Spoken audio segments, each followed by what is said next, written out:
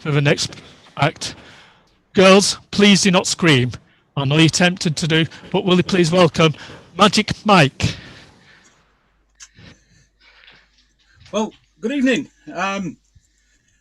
As Darren said, yes, I am Magic Mike, but I'm not that one. And just to clarify something, you might actually be wondering what a grown man is actually doing with a toy brain fastened on the end of a fishing rod while you're all watching.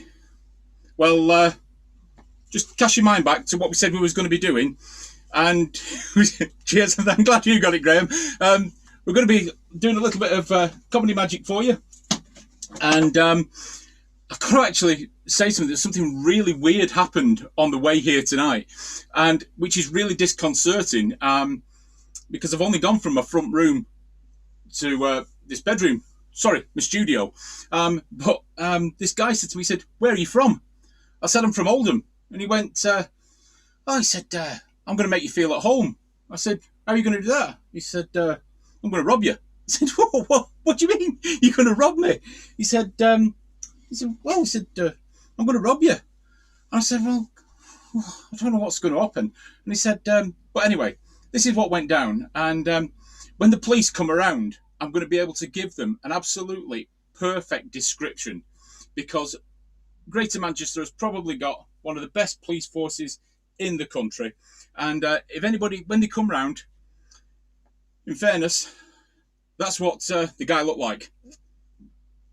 Seriously, that's so if you see somebody like that, that's the guy who got me. And so I'll tell you, I'll show you what actually happened. He said, "Okay," he said, "I said I'm going to rob you." I said, "Right, okay." I said, "Well, I thought it's either that or something severe is going to happen to me." I said, "So," he said, "Have you got any money?" I said, "Well, I've got my wallet." He said, "Well," he said, "to be honest," he said, "I don't want the wallet. All I want is your money." I said, "Right, okay. And what are you going to do with that?" He said, "I'll take that from you." I said, "Right, okay." He said, "Well, hang on a minute." He said, "I've just seen that watch." I said, "Yeah." I said, "That watch is really special." He said, "Yeah." He said, "I'll have that as well." I went, "No, hang on." I said, "That watch," I said, "I actually bought off eBay." Seriously, I mean, you obviously everybody knows about eBay, but you can actually get anything you like off eBay.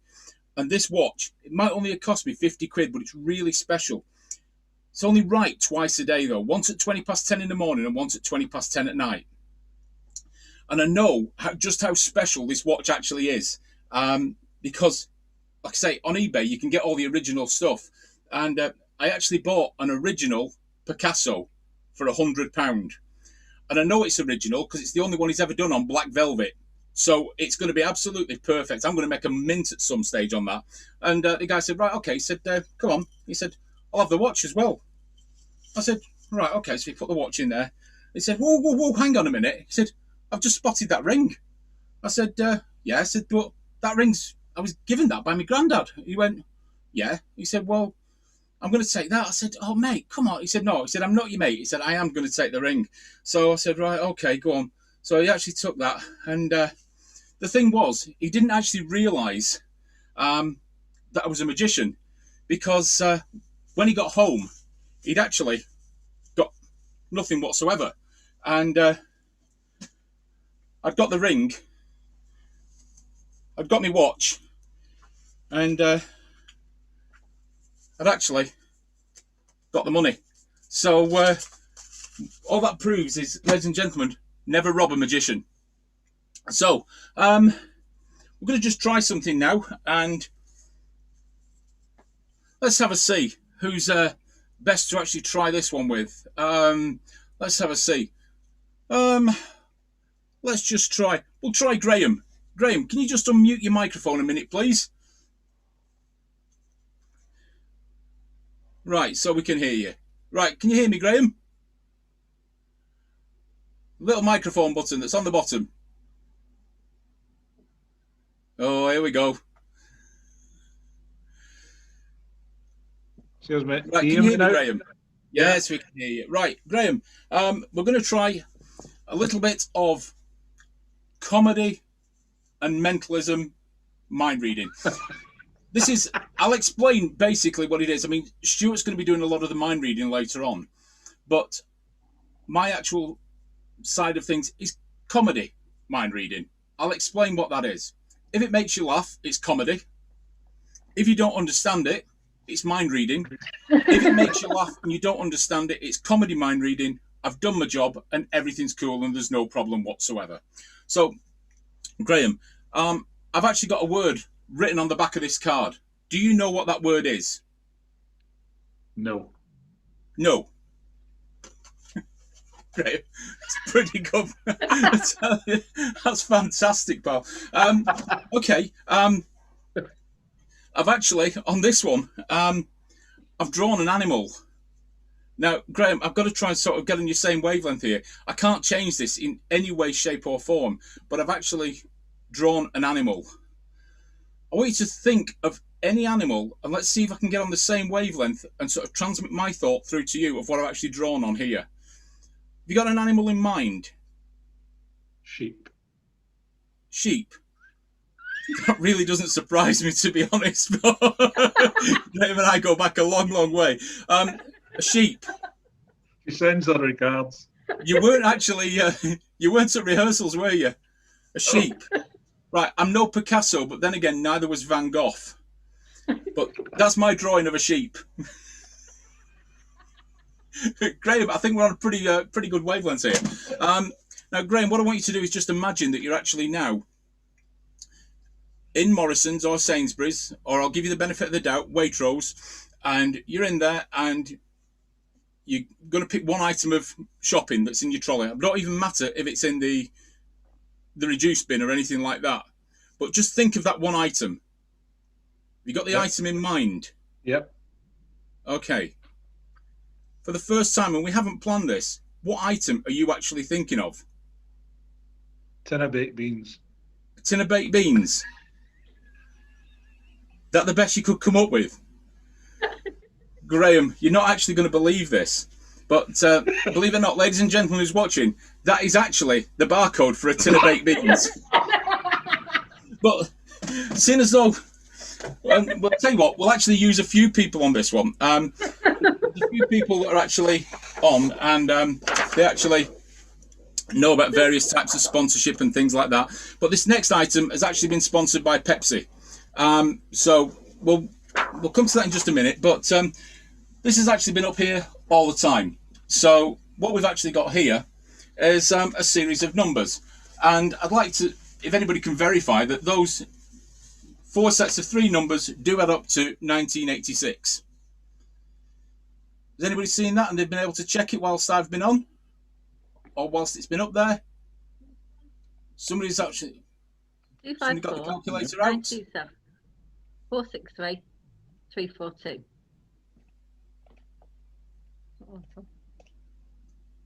1156. No. Right, 254. Put the lights on. Right, I'll read the numbers out to you then, Graham, and you can check them that way. Yeah. Right, so 254 plus 927 plus 463 plus 342. 1986. Yeah. 1986. That's what we've got there. So that's brilliant on that. Yeah. Now, what I'd like anybody to do is just call out any number from that top row. Number 5, Paul.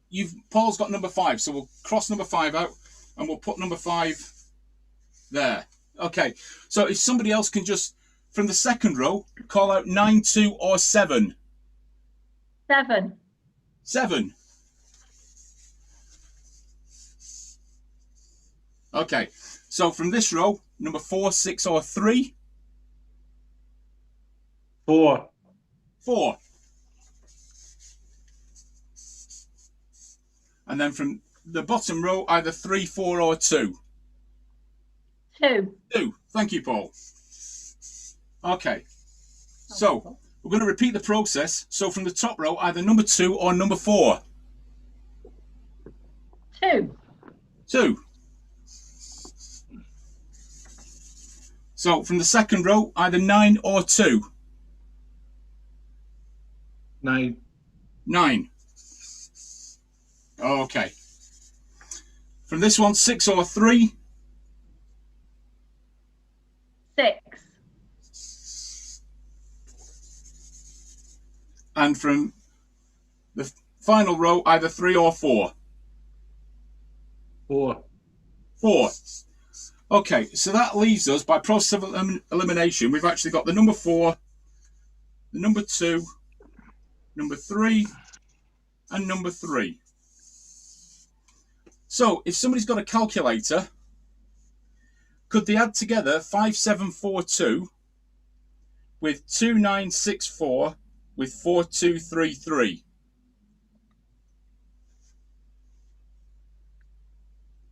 12, 9, 3, 9. 12, 9, 3, 9. 9. So that's the total that you've actually got that to. Now, I said that this show, or this part of the show, was actually sponsored by Pepsi. So you had a completely free choice of what numbers you chose there to make that random number. But I did say that it was actually sponsored by Pepsi. And it does, in actual fact, give us 12939. Thank you very much indeed. Yes, thank you. Right. Okay. On with the next part of the show. Oh dear. Right. Here we go. We've got this new takeaway near us, and in fairness, it's called the Lucky Wand. In all fairness, it should be called really more like the Lucky Dip, because you really don't know what you're going to get. And they're trying to be very eco-friendly, and they're actually sending out the takeaways in boxes like this. And this is what the situation is. You never know what you're going to get. And when they actually send that through, they send it with with like a menu card. But what you've got to do with the menu card, you've actually got to choose something to actually go with. So I'll tell you what, if you'll help me choose what I'm going to have for my supper tonight, let's see what we can actually get sorted out. So if you'll, all of you together, if you start on any green square, but don't tell me. So start on a green square. You need to hold it up a bit more. Okay. That's better. Right, so start on any green square. Mm-hmm. Right. Now I want you to move up or down to the nearest white square. Yeah. Right. Now, I'd like you to move diagonal to the nearest green square. Yep. Yeah. And from there, I'd like you to move either left or right to the nearest white square. Yeah. Yep. So in theory, you should actually have ended up, as I've just said, on a white square. Now, when I say it's the Lucky Dip takeaway, it really is, because I don't know about you, but I actually quite fancy a meal of Peking duck tonight. But I'll tell you what, let's just see what they've sent, because I did actually order the meal before that, and let's just have a look what we've. Rob, what are you doing in there? It's obviously it's not Still Peking alive. duck, but, what? The Peking duck was very nice. Yeah, I'm sure it was, mate. I'd ordered that. Right, okay. Well, I'll tell you what, Rocky. It's not a good thing, this, but that's what happens when you eat your tea. And I'll tell you what, you go back in there, and ladies and gentlemen, that's Rocky. He's gone. And right, we'll take something else and we'll see what we can do. Right, we did say a little bit of interaction. Now then, has anybody got the toilet roll with them? Did you see it going across the screen saying that you needed the toilet roll? Oh, right. Has He's shot off for a bog roll. James, have you got a toilet roll? 1. I might be able to grab one. Just give me a sec. I'm in a hotel at the moment, so let me check. Okay. Go on. 1 second. Brilliant. So we've got one person that can take part with me on this. So if anybody else has got fantastic. We'll just wait for James has got one. Brilliant. Right, Got okay. one. So we've got a couple of people who That's have the actually got coronavirus roll. fantastic. Well, about this time last year, toilet rolls were in very, very big demand. So what I'm going to do now, I'm actually going to show you how to actually make the most of your toilet rolls. So just bear with me 1 second, because what we're going to try here is something that, with a little bit of luck,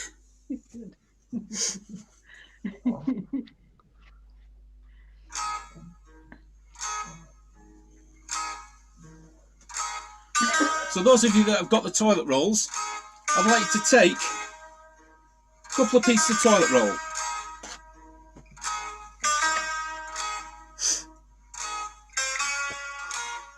Okay, have you got a couple of pieces of toilet roll? Fantastic. And what I'd like to do is take the toilet roll and tear it as much as you can down the centre. Graham's going to be extremely used to this, making this last as long as possible, but that's a different story. Excuse me.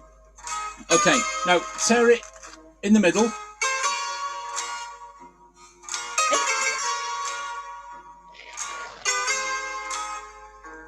Oh, and Valerie and Valentina are joining in as well. So if we can put them together and tear another piece, tear it down the middle again. No, how do we do it? Oh my gosh. This is how you're actually going to make the most of it. The next time that there's any shortage of toilet roll, this is what's going to happen. This will be brilliant because you will need it. And then tear it one more time. Put them together and tear it again. Okay. I'll tell you what, let's go for another time. Valerie and Valentina are doing this brilliantly. Now what you need to do is you take the toilet roll and put it into your mouth. Mouth? In your mouth. What? In your mouth.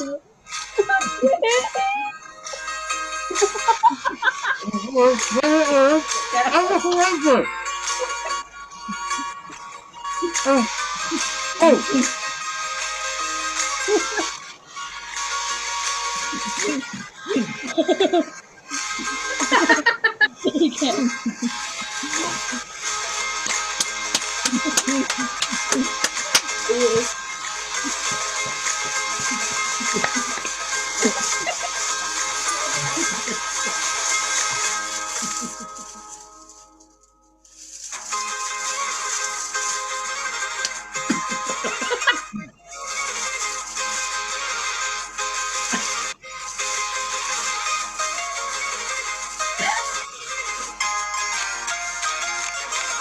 I'll tell you what. I know how that Andrex puppy feels now. Oh dear me. Right. Okay. I'm gonna go with one more thing. Now, has anybody bought anything off Amazon and it's not actually been what you wanted? Nope. Would you? No. You've all got exactly what you wanted from Amazon. Yeah. I've had a couple of bad experiences. One of the main problems I've actually had is buying magic, because it's all well and good Amazon turning around and saying, yeah, we can sort all these things out, but I've actually bought the very latest magic trick. It's arrived today, so I've not had a chance to practice it. So let's give it a go, because I've got all the music on my phone, but I haven't got anything else. So just bear with me.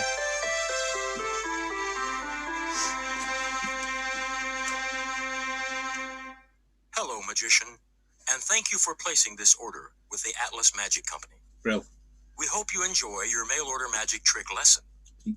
This lesson is called The Mystery of the Vanishing Bandana. For this trick, you will need to get 2 props. One is a square of darkly colored fabric, and the other is a yellow bandana. Amazon. First, Bandana. pick up the bandana. Now fold the bandana in half. What? That's right, fold it in half.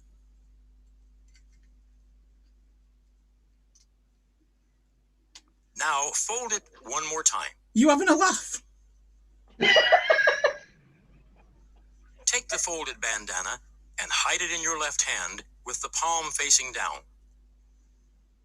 Remember to keep your hand in a natural position. You have just learned palming. Wonderful. Thanks. That's what this move is called. Marvelous. Now we are ready to begin. Open up the folded bandana Hey? and show the audience it's just a regular bandana by waving it up and down. If someone in the audience does not believe it is a real bandana, allow them to wipe their face on it. Well, that's not going to happen, is it?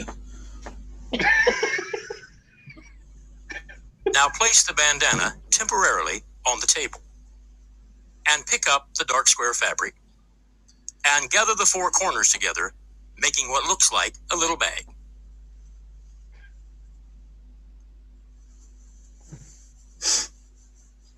I've done that. Using your left hand, now pick up the bandana from the table and fold it along the creases you made earlier. What? Now drop the bandana into the folds of the makeshift bag. From the outside of the makeshift bag, squeeze the bandana into a small little ball. Hey? Go ahead, squeeze it up.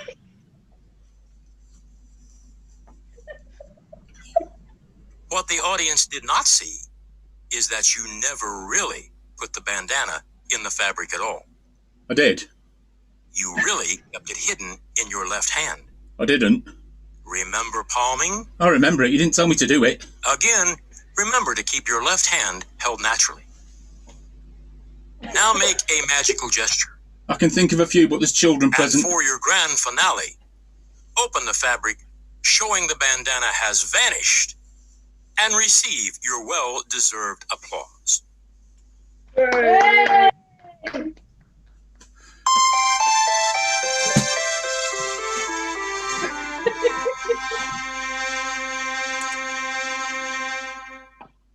Remember, we magicians never tell how our tricks are done.